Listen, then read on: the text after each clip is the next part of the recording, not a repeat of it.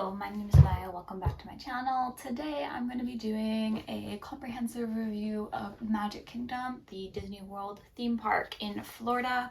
This is part one of what's going to be a 5-part series where I review the main amusement parks in Florida. So that's going to be the Disney World parks, all 4 of them, and then obviously Universal Studios. Now, fun fact, I actually already filmed this video like a while back, and then when I went to look at the footage, I hadn't realized that I had my camera on a weird setting, so it didn't film properly. So now I have to refilm it, which is just so fun, fresh, and fruity. Let me just tell you the story of my trip. Basically, we went in like the last week of August. It was really hot. I do not recommend going to Florida in August. I don't recommend it.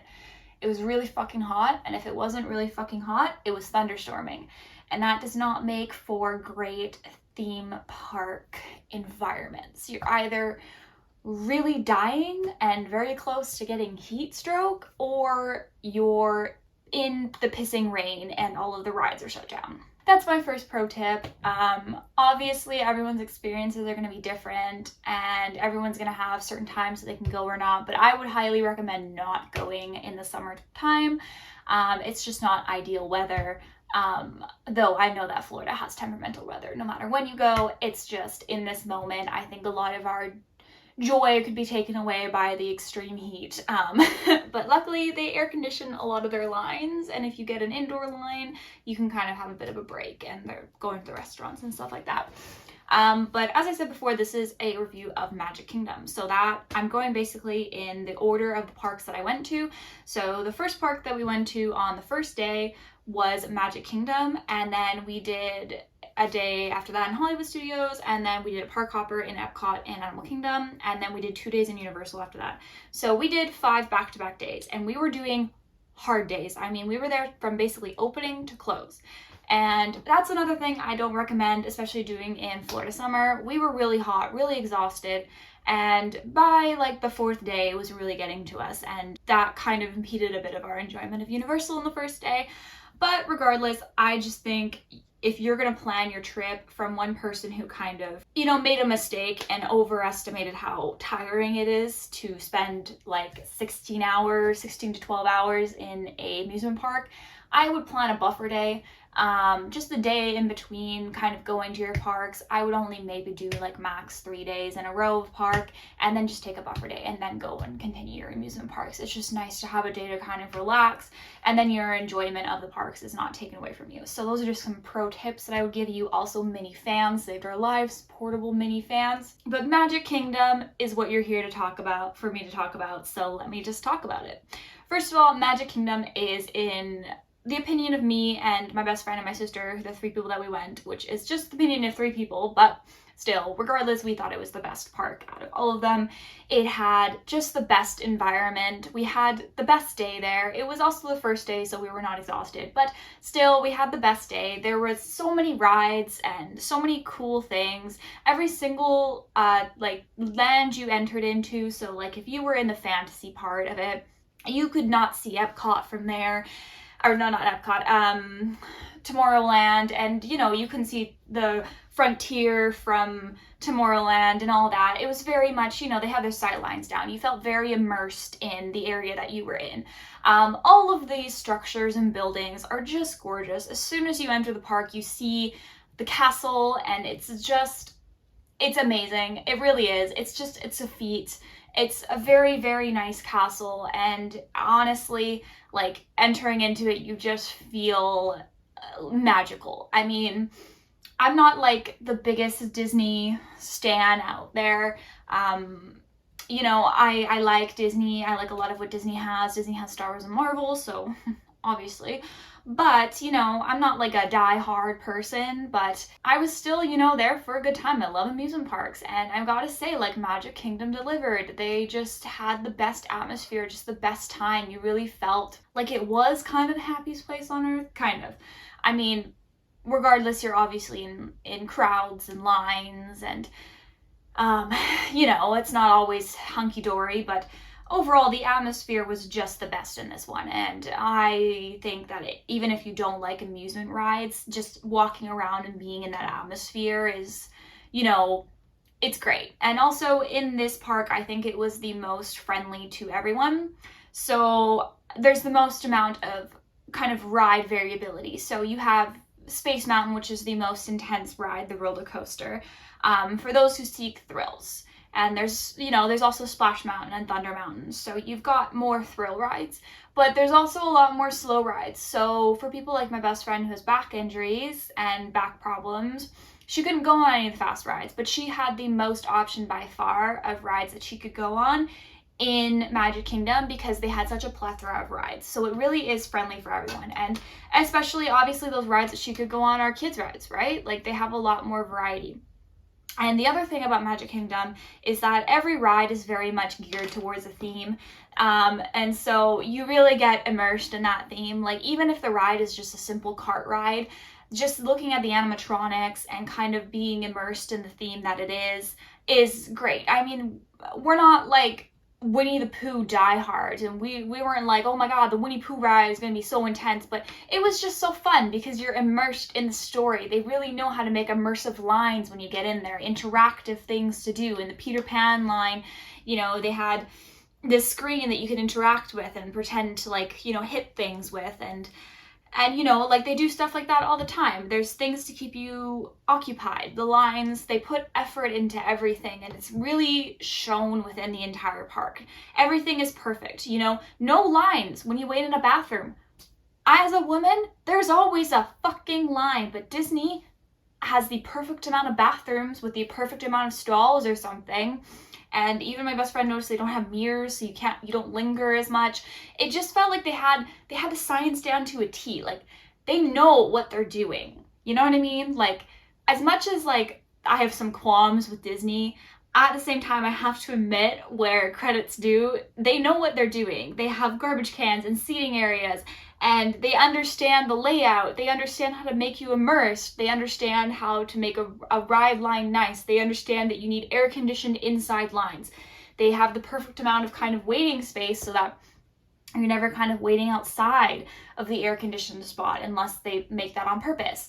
But it's just like they understand, right? They have really good team behind them. They have some really great ride ideas. Some of them were better than others, but like overall, you just felt the effort was there. You felt immersed.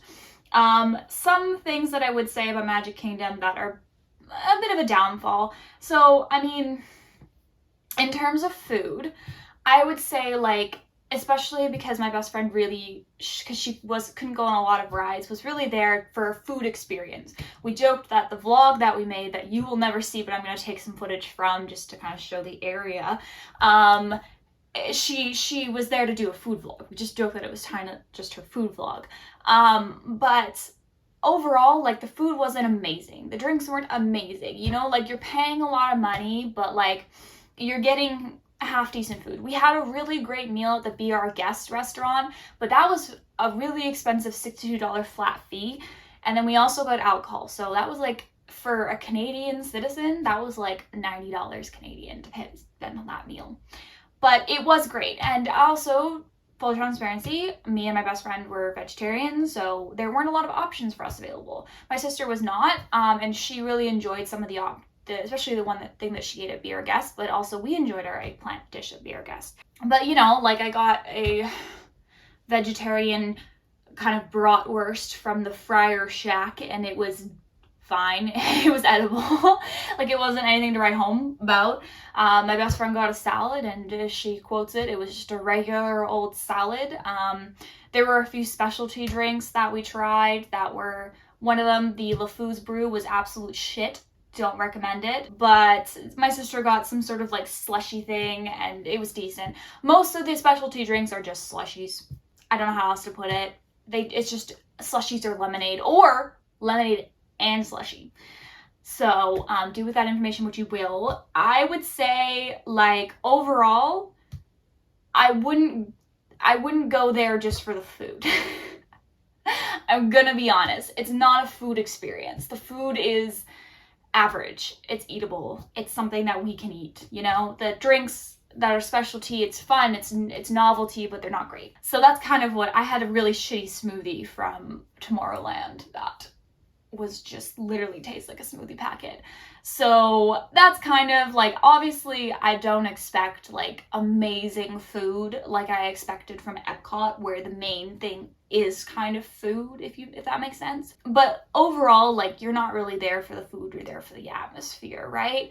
But that's kind of one of the things I would say is a bit of a downfall that we noticed. Another thing that we noticed was the gift shops didn't really have what we were looking for in terms of merch. We went through the entirety, you know, the main strip, both sides is just a huge gift shop. And they've got kind of more of an expensive one that has like glass kind of things that you can buy. You can buy a crown for like $80 if you wanted to. And then they've got just the regular gift shop. And I will say, it was the 50th anniversary, so they were plugging some 50th anniversary merch. When I originally filmed this video, I still had the soap dispenser that I got my boyfriend, but he now has it, so I don't have it on me, unfortunately, but maybe I'll take a video of it. It was basically just a soap dispenser, and it gave you a Mickey thing. It worked not as well as I thought it was gonna for like $30, but it's 50th anniversary. I got a 50th anniversary special cup from like Epcot too. They had a bunch of 50th anniversary type like drinks and food that you could eat. I couldn't eat a lot of the food that was there because I'm vegetarian, but and I didn't really try any of the drinks in Magic Kingdom that were specialty. They also had this golden statue thing going on, so if you really cared, you could find all the golden 50th anniversary statues, and they also had the castle all lit up for 50th anniversary. Even just the regular merch, I don't know, there was just something missing from it. At least there was a disconnect for us. We just kind of looked at the shirts and we were like, we would never wear those shirts. They were just not very nice designs. We looked at what they were kind of selling, and everything just seemed a little bit, you know, I don't know, just cringy. And I understand that it's Disney, and I'm fine with people, you know, living their best lives. I have cringy shirts too. I love fandoms. This is a Big Time Rush shirt, okay? I went to Big Time Rush in San Diego. I spent a lot of, whatever. Point being, I don't mind people wearing shirts of things that they love, you know, but at the same time, it was just not something that we would ever wear, and I think they were peddling to a specific audience that wasn't us. I feel like if you're kind of more of a casual fan, or you really only like like you really love like one or two things in Disney, but you're not like a general Disney stan, like you don't live by the Mickey Mouse code, the merch wasn't really for you, if that makes sense. My sister got a nice pair of Mickey ears. Obviously, she really wanted those. Those are a staple. They had a huge selection. Most of them were kind of ugly, in my opinion. But she got a really nice one. It was like black and white. But like overall, I just felt like the selection wasn't that great. And I definitely thought they would have more of a selection. I thought that I would be peddled to at every shape and form. And don't get me wrong, they had gift shops when you exited rides. I don't want any misconceptions here. I was getting sold a lot of stuff, but the things I was getting sold were not just, I don't know, I had different expectations, if that makes sense. I just thought I would be getting sold different, more kind of unique things. Things that like I would find in Harry Potter world, where they're just these really fun, amazing replicas that like I would want to add to my collection. And I found a few of those in Star Wars, but I just definitely thought that they would be a bit more geared, I think. And even in the geared gift shops, like they had a Pirates of the Caribbean gift shop and a Toy Story one. And even in those, I just found like the selection was very meh. I just found like the things that I was also not a huge fan. Like I like Toy Story, I like Pirates of the Caribbean, but I wouldn't add anything to my collection. I'm very specific. Yes, this is me being specific. But point being, I don't know, I just kind of thought that there'd be a bit more selection, and also just to you know, kind of throw it out there, my best friend's her favorite piece of media is Snow White, and they had like no Snow White merch, and she was actually pretty disappointed about that. So I just feel like maybe they need to kind of expand to kind of gear their merch more towards specific things, you know? Like if I walk in to, you know, a store, I'd like to see a section with Snow White merch. I'd like to see a section with Cinderella merch. I want, you know, to be able to buy my own replica Cinderella shoes that I can wear personally that are glass slippers that fit me. You know what I mean? Like, they had the glass slipper that you could buy that was like a display piece, but like, I don't know, you know what I mean? Do you know what I mean? Like, more kind of geared towards things. I don't know if that makes any sense. They had like random spurts, like you'd go and you'd find maybe like 1 or 2 things that were kind of geared towards things, but you know, like, make it more specific, I guess, is what I'm trying to say. And that's kind of my rant on that. But overall, Magic Kingdom is definitely worth, you know, visiting. I just think it was great. So what I'm gonna do is I'm gonna go through all the rides, and we rated them out of 10 each time we came off the ride. Now, just keep in mind that some of these rides have basically the most amount of ratings you're gonna get for a ride is 3, and some of them have like literally 1 rating. So from 1 person. So obviously this is just our opinions. If I say I didn't like your favorite ride, that is just opinion based. All the more power to you that you love it and you had fun on it. This is just purely opinion based, because I don't want people coming at me. I'm not trying to diss your faves. It's just the way that I feel about it. So starting off with Thunder Mountain. So that was the first ride. Me and my sister went on that. And my sister gave it an 8. I gave it a 7.5. It's a very solid coaster. The one thing that we had a problem with is they teased you with drops. So the thing that Disney kind of does is that their roller coasters are not intense, okay? They're not Universal. Universal has intense fucking coasters, okay? But they slow you down at drops, so you can even feel it when you're being dropped. So, you know, you go up, right?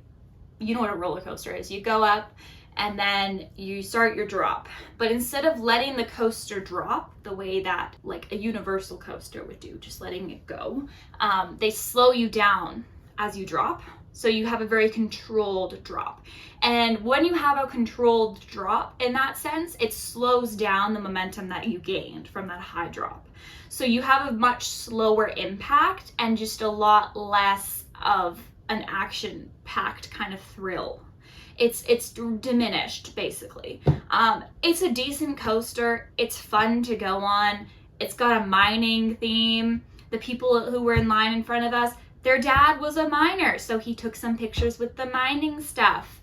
Fun, but not like amazing. And then we went on Splash Mountain and we had a much more favorable view of this. My sister really loved it. She gave it a 10, I gave it a 9. Splash Mountain did deliver on the drops, and also we got wet, which was, I highly recommend if you're feeling really hot to find a wet ride, because walking around and like drying off, like especially in the mid heat where you're gonna dry off pretty quickly, but having that like that wetness is the best way to kind of keep from getting, you know, any sort of heat issues. Also drink water. Yeah, they have water fountains everywhere. It was fun. They had a lot more animatronics on that ride than I thought, but the drops were good. It's like a log ride. It's a water ride. You're in a log in the water. And then, well, my sister and I were doing that. Dana, my best friend, went on the Little Mermaid ride, and she hated it. To be fair, she does not really like the Little Mermaid. I don't know why she went on it. I think it's because it had a short line. Also, the app, I'm gonna just pedal here for a second. I forgot to talk about the app. But the app is really amazing. It is truly great. They have park-wide Wi-Fi. You just download the app, and the park-wide Wi-Fi works decent. I mean, it's not great. It cuts out sometimes. I'm not saying it was perfect, but it works decent and gets the job done. The app basically has a map, and you can actually be like a Google Maps, so you can see yourself as a blue dot and try to find rides based on, where it is on the map. And also it gives you wait times, so you can kind of prioritize. It tells you when a ride's shut down. So for instance, Space Mountain was shut down for the most of the time that we were there. And then because we kept checking the app, we noticed it opened and it had a 5-minute wait. Unheard of. Usually has like a 75-minute wait. So we booked it.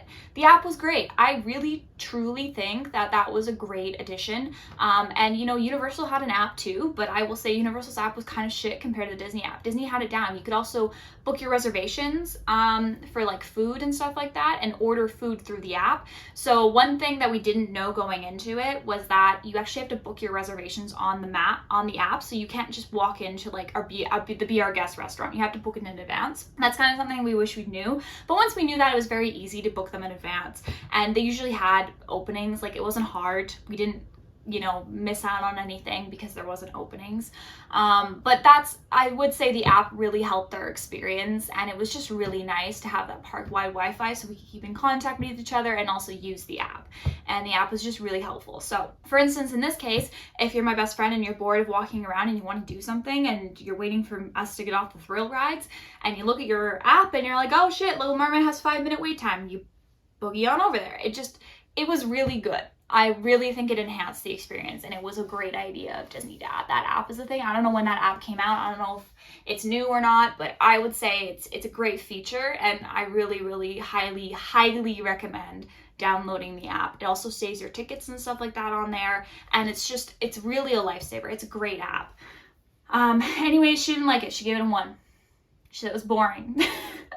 But you know what's funny is I was editing our vlog, and she took so many videos of the Little Mermaid ride for someone who didn't like it, and I just thought that was hilarious. But there's so many videos of it. But you're basically just in a boat and you're going through the Little Mermaid story with animatronics. And then we regrouped and we all went on Pirates of the Caribbean, and we all gave it an 8. Very solid ride. I had been on the Disneyland version of this, and I remember really liking it too. The animatronic is of Johnny Depp is really, really good, and like overall it's just a fun little romp in your little boat, and it's good. It's a good ride. Very chill. And then we went on Haunted Mansion, and honestly, we were very average about it. We thought it was a solid like 5, 6, 7. Very mediocre. I think I had higher expectations for it.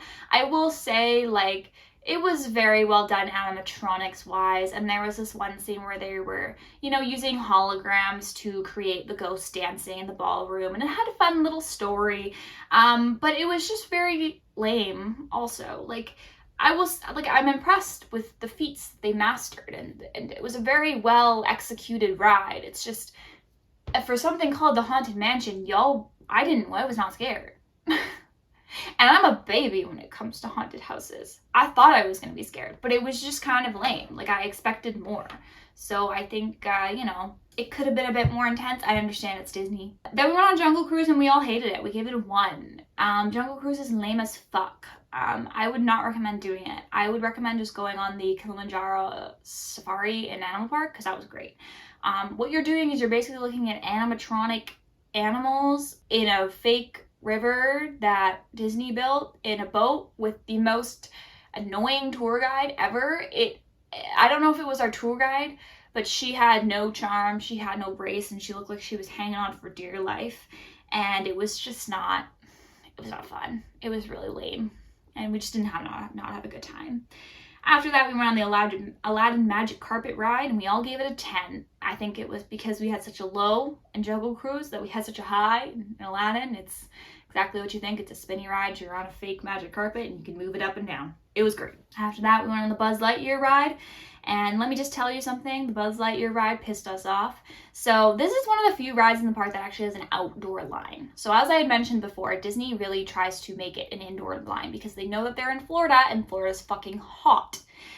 But in this one, about half the line is outdoors. Now, normally this would not be a huge issue, except this line was not moving to save its fucking life. I know why, because once we got to the front of the line, we started to realize what was happening. So every single line, as you might know as someone who goes to Disney, or maybe you don't know, but there's Lightning Pass, and Lightning Pass just means you pay extra and you can pick rides that you want to be in a Lightning Pass on. And we didn't get Lightning Pass because we're cheap, but also we gave Disney all of our money. I'm still financially recovering, and we just did not have the extra funds to be Lightning Pass bitches. But usually this is not an issue, because the thing about Lightning Pass is usually they'll let in a certain amount of Lightning Pass people, and then they'll let in a certain amount of like normal line people, and there's usually no issue. There's no qualms. Most of the time, you know, like, it doesn't affect anything. But in the Buzz Lightyear line, it did, because the employee kept just letting the Lightning Pass line go. Like, they just let them walk in, and they were not being stopped. And then as soon as the Lightning Pass line would be stopped in order to let the general line in, right, they would let like 2 people from the general line in. like maybe even one. And then they would just let the lightning pass line go. So it's not that the Buzz Lightyear had a very long line, it's that they were not prioritizing their lines properly. And I'm not gonna lie, it was really, really frustrating because we were in that line way longer than we should have been. For a ride that was very average, it's a shooting pointing ride. I had fun because I was sitting alone and I got to use both of the shooters, and that was just a good time for me. But overall, it's not worth the line wait. And also, the end part of the line where we got stuck in the most was indoors and it was air conditioning, so thank God for that. But also there's this animatronic Buzz, and you see him and you're like, oh my God, this is so cool. It's really well done. And he says the same 4 things over and over and over again. By the time 30 minutes passes, you want to punch animatronic Buzz in the face for continuously saying the same 4 things over and over and over again. And it got really frustrating and we were really losing hope. And it was just not good line control. Like, we were saying that this had never happened because Disney genuinely, I think, really knows how to deal with their lightning line and their normal line. And they know how to prioritize. And they're good at that. Except for in the Buzz Lightyear ride. Now, I just don't know if the employee that they hired was fucking bad at his job or something, but it pissed us the right off, and it was just really frustrating. And then we went on Carousel of Progress because we wanted to sit down for 20 minutes. Unfortunately, we had this issue where the rides kept breaking down on us. Like, this happened multiple times throughout multiple days, but this was the first one that actually broke down on us. But it didn't break down in the sense you would think. What ended up happening is someone stood up as... Okay, so if you don't know what Carousel Progress is, it's basically animatronic thing talking about progress. And they do a little skit, and then, you know, you move around to the other skit of the animatronics, and they're just telling you, oh my God, look, we're in the 60s, and we have this, and then you go and you're like, oh my God, now we're in the 80s and we have this. And it's just technology, okay? It's just talking about the technology progress. It wasn't bad or anything. It was very average. We gave it like 4 and 5. Like, it was fine. They sang you a song. It was like, it was a great, big, beautiful tomorrow. Okay, you know what I mean? Anyways, fine on its own. However, someone stood up as the ride was going like this, right? And they were in the other room. So the person stalled the ride.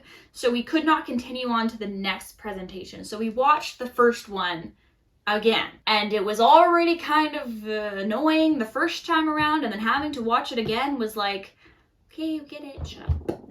You know what I mean? So that was really annoying. To the person who stood up, fuck you. And then the ride just continued on. I don't know why they stood up. Like, they wanted out. They were like, ugh, this is so bad. And they were like, I want to run, but like, don't stand up, okay? Like, Disney is not here to get lost, to get sued. They genuinely try their hardest to make sure that they will not get sued. There are signs everywhere that say, if you have a heart condition, or if you have motion sickness, do not go on this ride. And if you do go on this ride, you'll be liable. Everywhere.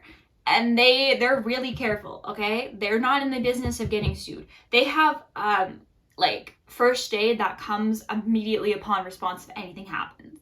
So if you stand up, even on a stupid ride like Carousel of Progress, where it's going like very slowly in a circle, they're gonna stop the ride because they're not in the business of getting sued. So, like, don't stand up. You know what I mean? You know what I mean? And the ride was literally stalled because the person on the other end of the announcement had to keep going, can you please sit down? You know? Annoying as fuck. Then we went on the Mad Tea Party and we all gave it a 7. It was very average. It's spinning teacups. Fun. Then we went on Peter Pan Fly Around the World. This is another ride that broke down when we were on it, and we broke down right near the racist stuff, so that was fun. We all thought it was actually, we all gave it pretty decent ratings. We had a good time. You're in a little boat, you fly around the story of Peter Pan, and they had cool animatronics. But you know, it's Peter Pan, so it was always slightly racist. But the ride was fun. And then we went on It's a Small World, and we all gave it a 1. Oy vey. That is one of the worst rides ever created. I went on in Disneyland too, and I just gotta say, like, if anyone actually likes that ride, they're literally joking. You're pulling a joke. The song is annoying. You're in a really slow fucking boat. The ride takes forever. Nothing fun is going on. Like, yeah, there's little animatronics, but I can see little animatronics anywhere. Disney and animatronics are like BFFs, okay? It's just not a fun ride. No, not a fun ride. They just want to torture me because they know I don't like it. And then me and my sister went on the Seven Dwarfs coaster and we gave it a 10. By far, one of the best coasters in that ride. Like, after Space Mountain, that's the best coaster. It's a really, really fun coaster. We did not have very high expectations, but it was good. We really enjoyed it. I would highly recommend it. It was definitely a lot faster than we thought it was going to be. Like, Thunder Mountain was slower than Seven Dwarfs coaster in our eyes. Like, we felt like it was a genuine coaster. We really liked it. Then we went on Tomorrowland Speedway, and oh my god, Tomorrowland Speedway is shit. It's fucking shit, okay? You're in this, I thought it was like go-karts. It is not like go-karts. You're in this temperamental, very slow fucking car that cannot be steered properly with a metal bar in between you that you keep hitting because you're trying to go. You hit the gas and you're going literally 2 miles an hour, and it's just so slow, and there's nothing. You're just going through a very slow, boring track, and it literally just sucked, and it smelled so much like gasoline that it genuinely hurt. I would not recommend it. We went on it because we were like, oh, one of the few things we hadn't done in look, very short wait. I wouldn't recommend it. I really regret going on it. Then we went on the Astro Orbiter. That's the one that's in the middle of Tomorrowland. It's like up above. It was good. Gave 6. It's basically the same thing as the Aladdin Magic Carpet ride. Then we went on the Winnie the Pooh ride. We all gave it a 7. It was a good, solid ride. I mean, I'm not, as I said before, I'm not a Winnie the Pooh aficionado, but it was fun. You get to go through the story of Winnie the Pooh, and you're in a little honeycomb, and it was just fun. And then we ended the night with the Prince Charming Carousel. We gave it a 5. It was carousel. I've been on better carousels. It was fine. Like, it was in the middle of Fantasy. It's like right near where the princess meet is. We didn't do the princess meet, surprisingly. I have a fear of dressed up people, so I was not there to meet characters. Winnie the Pooh and Tigger seem to be the only free roaming characters that I can see. I think also Peter Pan is free roaming on Tom Sawyer's Island, but we didn't go on Tom Sawyer's Island. The Beast, you have to eat at Be Our Guest in order to get a signature from him, so if you're collecting signatures, just so you know that. Mickey and Minnie you could meet at like the beginning of the main strip. They also wave at you when you leave the park good night, which I thought was funny. Also the fireworks show was really fun. Oh my god, did I talk about Space Mountain? I didn't. Space Mountain was fucking amazing. I love Space Mountain. Space Mountain, 10 out of 10. It's such a good coaster. I'm sorry. We gave it a 10. It was fucking phenomenal. Like, Space Mountain is a good fucking coaster. Yeah, sorry, I forgot about that. And then, yeah. The fireworks show was really good. I highly recommend it. We got stuck behind the castle. They were projecting things on the castle, but unfortunately we got stuck behind it. So if you genuinely do care about seeing the projections and kind of seeing the whole picture, so go in front of the castle and make sure you prepare to do that beforehand. We got the timing of the fireworks wrong, and Julia and I actually went to Space Mountain and missed the beginning of it, but we watched the end and it was really great. Overall, such a great day, such a fun park. I highly recommend it. Very few things I didn't like about it. Not everything's gonna be perfect, but I just think that this park genuinely is the best one to offer. And if you're gonna just go to Disney for like one day and you're just gonna do one park and you're trying to think, you know, which park should I do, Magic Kingdom is the park to do. It's just the one. I think that you'll get the most fulfillment and you have the most to do. It's open the longest. It's open from 9 a.m. to 11 p.m. We stayed until 11 p.m. at close. We were walking out. Mickey and Minnie were waving at us. Goodbye. And I just think that if you do that, you don't need a lightning pass if you're there from open to close. If you take your time, you'll do all the rides you want to do. If you have the Disney app, you'll be able to coordinate and, you know, just pick a fun restaurant you want to eat at. I highly recommend the Be Our Guest if you are at all interested in that. Genuinely, it's a really good time. So I would highly recommend Magic Kingdom, and I just think it was a really good park. So that is my review on that. And then the next one will be Hollywood Studios. So I'll see you in that one. Thanks. Bye.